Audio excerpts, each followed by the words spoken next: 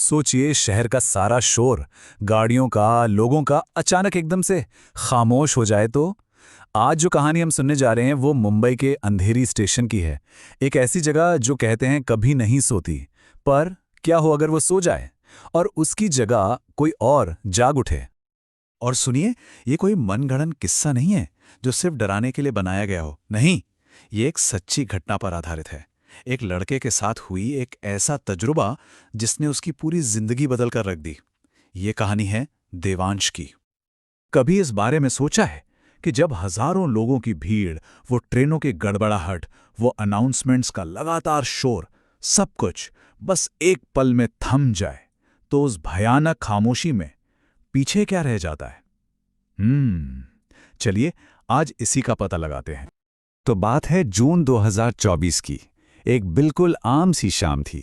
देवांश, जो कि एक सेल्समैन है, अपने दिन भर के काम से, आप समझ सकते हैं, बुरी तरह थक चुका था। पर उसे इस बात का जरा भी अंदाजा नहीं था कि उसका दिन जितना लंबा था ना, उसकी रात उससे कहीं कहीं ज्यादा लंबी और डरावनी होने वाली थी। कहानी कुछ यूं शुरू हुई कि सुबह 9 बजे से उसकी भागदौड़ शुरू हो गई थी। एक बहुत जरूरी ऑर्डर था जिसके पीछे उसका पूरा दिन निकल गया। जब शाम के 7 बजे काम खत्म हुआ तो देवांश की हालत ऐसी थी कि बस शरीर में जान ही नहीं बची थी। और ऊपर से फोन की बैटरी भी खत्म। और रही सही कसर तब पूरी हो गई जब वो अंधेरी स्टेशन पहुंचा और उससे एहसास हुआ कि उसका शरीर तप रहा है, उसे बुखार चढ़ रहा था। और अंधेरी स्टेशन शाम के वक्त, अरे बाप रे, वहां तो पैर रखने तक की जगह नहीं होती। 3 लाख से भी ज्यादा लोग, सोचिए जैसे इंसानों का कोई समंदर हो। तो इस बेहिसाब भीड़ और अपनी खराब होती तबीयत को देखकर देवांश ने सोचा कि यहीं बेंच पर बैठ जाता हूं, जब भीड़ थोड़ी कम होगी तब निकलूंगा। बस यही वो एक फैसला था जिसका अफसोस शायद उसे जिंदगी भर रहेगा। अब थकान और बुखार दोनों ने मिलकर ऐसा असर दिखाया कि बेंच पर बैठे बैठे ही देवांश की आंख लग गई। पता नहीं कितनी देर वो सोता रहा। और फिर जब उसकी आंखें खुलीं तो जो पहली चीज उसने महसूस की वो थी खामोशी। एक ऐसी खामोशी जो कानों में चुभ रही थी। वो स्टेशन जो कुछ देर पहले तक लोगों से खचाखच भरा था, अब बिल्कुल बदला हुआ लग रहा था। पहचान में ही नहीं आ रहा था। पूरा का पूरा स्टेशन एकदम खाली, एक भी इंसान नहीं। सोचिए, एक भी नहीं। सन्नाटा भी ऐसा जैसे किसी ने पूरी दुनिया का म्यूट बटन दबा दिया हो। देवांश को यकीन ही नहीं हुआ। ये अंधेरी स्टेशन तो हो ही नहीं सकता। ये नामुमकिन था। उसने घबराकर प्लेटफॉर्म पर लगी बड़ी सी घड़ी की तरफ देखा। रात के 1:30 बज रहे थे। 1:30, इसका मतलब था सुबह 5 बजे से पहले अब कोई ट्रेन नहीं चलेगी। वो यहां फंस गया था, अकेला, बिल्कुल अकेला।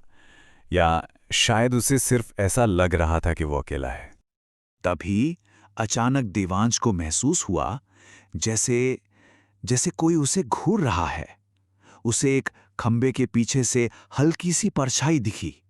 उसने हिम्मत जुटाई और उस तरफ देखा, पर वहां कोई नहीं था। और जैसे ही उसने वापस मुड़कर अपनी बेंच की तरफ देखा, उसकी नजरें जम गई। सामने वाली बेंच पर 3 लोग बैठे थे। वो तीनों बस खाली खाली, बेजान आंखों से सामने रेलवे की पटरियों को देखे जा रहे थे। फिर अचानक वो आपस में कुछ फुसफुसाने लगे। देवांश को कुछ समझ नहीं आया और देखते ही देखते उनकी वो फुसफुसाहट सिसकियों में बदल गई। और फिर वो सिसकियां जोर जोर की, दहला देने वाली चीखों में बदल गईं। उन तीनों की वो भयानक चीखें उस खाली स्टेशन में ऐसी गूंज रही थी मानो स्टेशन की दीवारें खुद चीख रही हों। देवांश इतना डर गया कि उसने कसकर अपनी आंखें बंद कर लीं और दूसरी तरफ मुंह करके लेट गया। और तभी अचानक सब शांत हो गया, एकदम खामोशी। और उसी खामोशी में उसने अपने पैर पर किसी का बर्फीला ठंडा हाथ महसूस किया। उसने कांपते कांपते नीचे देखा। वो तीनों सामने वाली बेंच पर नहीं थे। वो ठीक उसके बगल में बैठे थे और मुस्कुरा रहे थे। उन तीनों ने अपनी उसी भयानक मुस्कुराहट के साथ देवांश की तरफ देखा और फिर उनमें से एक ने एक सवाल पूछा, बस एक सवाल, जिसे सुनकर लगा जैसे देवांश के दिल ने धड़कना ही बंद कर दिया हो। उसने बहुत धीरे से मराठी में फुसफुसाकर पूछा, तू पण मरशल ना? जिसका मतलब था, तू भी मरने वाला है ना? बस ये सुनते ही देवांश के दिमाग में सब कुछ साफ हो गया। ये लोग इंसान नहीं थे। देवांश ने अपनी पूरी जान लगाकर दौड़ लगा दी। वो बस किसी भी तरह वहां से निकलना चाहता था। भागते भागते उसकी नजर फिर से उस घड़ी पर पड़ी। घड़ी की सुइयां अभी भी 1:30 पर ही अटकी हुई थीं, जैसे वक्त उसी एक डरावने पल में हमेशा के लिए जम गया हो। भागते भागते डर और कमजोरी की वजह से देवांश बेहोश होकर वहीं गिर पड़ा। जब उसकी आंख खुली तो सुबह के 5 बज रहे थे। एक सफाई कर्मचारी उसे जगा रहा था और प्लेटफॉर्म पर दिन की पहली ट्रेन भी आ रही थी। उसे लगा, शुक्र है वो भयानक सपना अब खत्म हो गया। देवांश कांपते हुए भाईंदर जाने वाली पहली ट्रेन में चढ़ गया। उसे पूरी तसल्ली हो गई कि अब वो बच गया। ट्रेन चली और जैसे ही उसका स्टेशन आया, वो उतरने के लिए दरवाजे की तरफ बढ़ा, पर दरवाजे पर वही 3 आदमी खड़े थे, अपनी उसी खौफनाक मुस्कान के साथ, और उन्होंने एक आखिरी बार फिर वही सवाल पूछा, तू पनमर चलना? इसके बाद देवांश वहां से कैसे भागा, कैसे अपने घर तक पहुंचा, ये उसे खुद भी ठीक से याद नहीं। उसने कांपते हुए अपने बड़े भाई को सारी बात बताई। दोनों ने मिलकर सच जानने की कोशिश की और इसके लिए वो अपने एक दोस्त के पास गए जो पहले रेलवे में टेक्नीशियन का काम करता था। उस दोस्त ने जो बताया वो बहुत ही दुखद और चौंकाने वाला था। उसने कहा कि मुंबई की इन लोकल ट्रेन की पटरियों पर हर साल 2000 से भी ज्यादा लोग हादसों में अपनी जान गंवा देते हैं।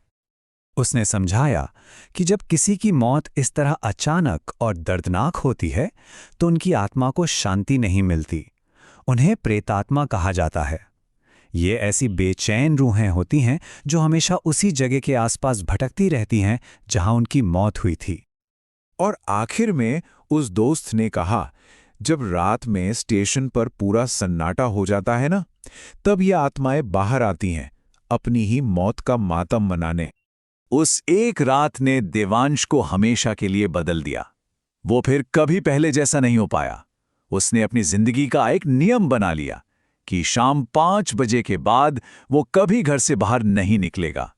उस रात के खौफ ने उसे अंधेरे और खाली जगहों से हमेशा के लिए डरा गया था। तो अगली बार जब भी किसी भीड़-भाड़ वाली जगह पर अचानक खामोशी छा जाए, तो एक पल के लिए जरूर सोचिएगा कि क्या वो जगह वाकई में खाली है या उस सन्नाटे में कोई और भी है जो बस देख रहा है।